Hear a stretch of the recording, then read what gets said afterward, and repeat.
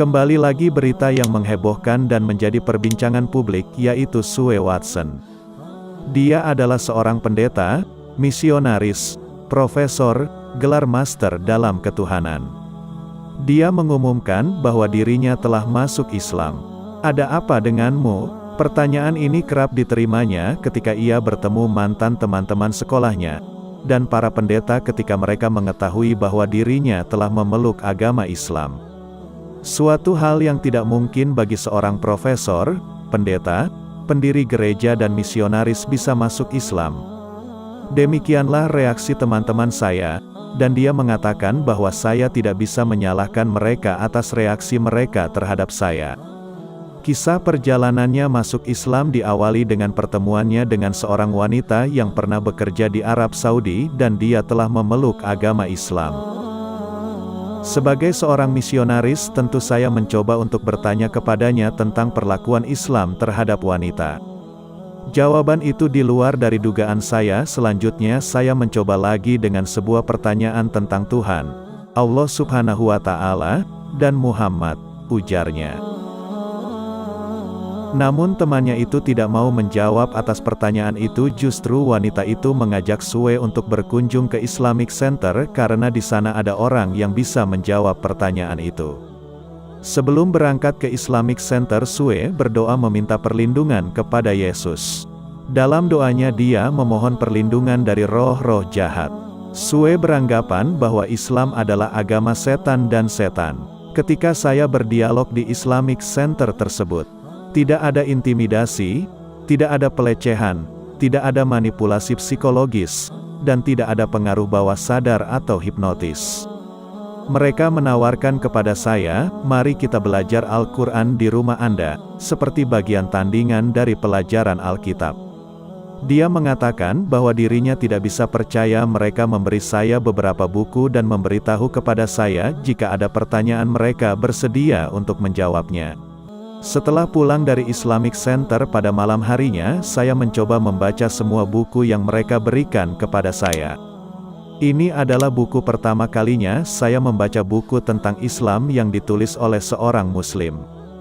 Dia mengatakan selama ini saya membaca buku tentang Islam karangan dari seorang Kristen.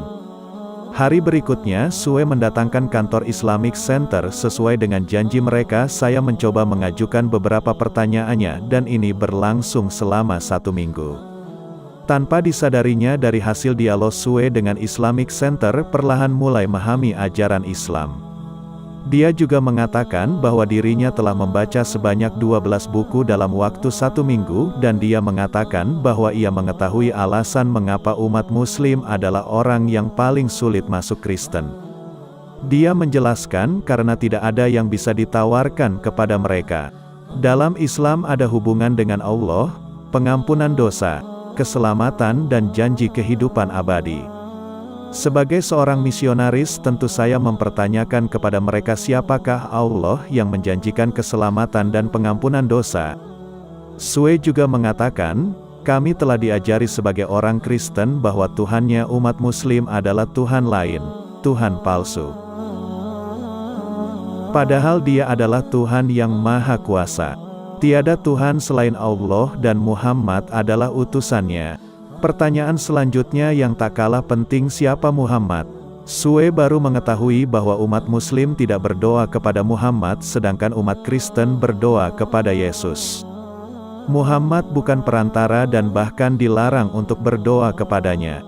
Sue menyadari bahwa doa adalah bagian yang sangat penting dari ajaran umat Kristen dan saya penasaran apa yang didoakan oleh orang-orang Muslim. Sebagai orang Kristen, kami sama bodohnya dengan aspek kepercayaan Muslim ini seperti halnya aspek lainnya. Kami berpikir dan diajari bahwa kaum Muslim sedang sujud ke Ka'bah, bahwa di sanalah Tuhan dan titik pusat dari dewa palsu ini. Setelah saya mempelajari cara berdoa orang Muslim, saya kaget mengetahui cara berdoa orang Muslim ditentukan oleh Tuhan sendiri. Kata-kata doa adalah salah satu pujian dan permuliaan. Salat yang disertai dengan wudhu dalam kebersihan berada di bawah arahan Allah. Dia adalah Tuhan yang kudus dan bukan untuk kita mendekati Dia dengan cara yang sewenang-wenang, tetapi hanya masuk akal bahwa Dia harus memberitahu kita bagaimana kita harus mendekatinya. Selama 8 tahun Sue kuliah di sekolah teologi. Sebagai seorang Kristen yang taat, tanpa disadarinya perlahan mulai mengakui kebenaran Islam. Tapi saya belum membuka pintu hati saya untuk masuk agama Islam karena saya belum percaya sepenuhnya. Saya terus pergi ke gereja, membaca Alkitab. Pada kesempatan lain saya juga mempelajari agama Islam di Islamic Center. Saya berdoa kepada Tuhan agar saya diberi petunjuk jalan yang benar karena tak mudah untuk pindah agama. Saya tak mau kehilangan keselamatan, ucapnya. Selama proses pembelajaran Sue dihadapkan dengan pilihan yang sangat sulit. Perang batin terus berkecambuk selama 2 bulan lebih. Sue tetap berdoa kepada Tuhan agar diberi petunjuk. Hingga akhirnya dia mulai merasaan ada sesuatu yang jatuh meresap ke dalam dirinya. Saya lantas terduduk dan itulah untuk kali pertama saya menyebut nama Allah Subhanahu wa Ta'ala.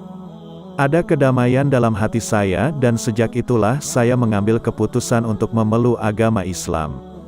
Keputusan saya untuk pindah agama bukanlah hal yang mudah, tentu saya akan mendapat reaksi keras dari Dewan Gereja. Setelah masuk Islam, Sue dipecat dari pekerjaan sebagai pengajar di 2 perguruan tinggi kolese teologi dan tidak diakui lagi oleh keluarga suaminya. Pilihannya itu juga disikapi negatif oleh anak-anaknya yang sudah dewasa dan dicurigai oleh pemerintahnya sendiri. Tanpa adanya kekuatan iman, mungkin saya sudah tak sanggup menghadapi itu semua, ujarnya.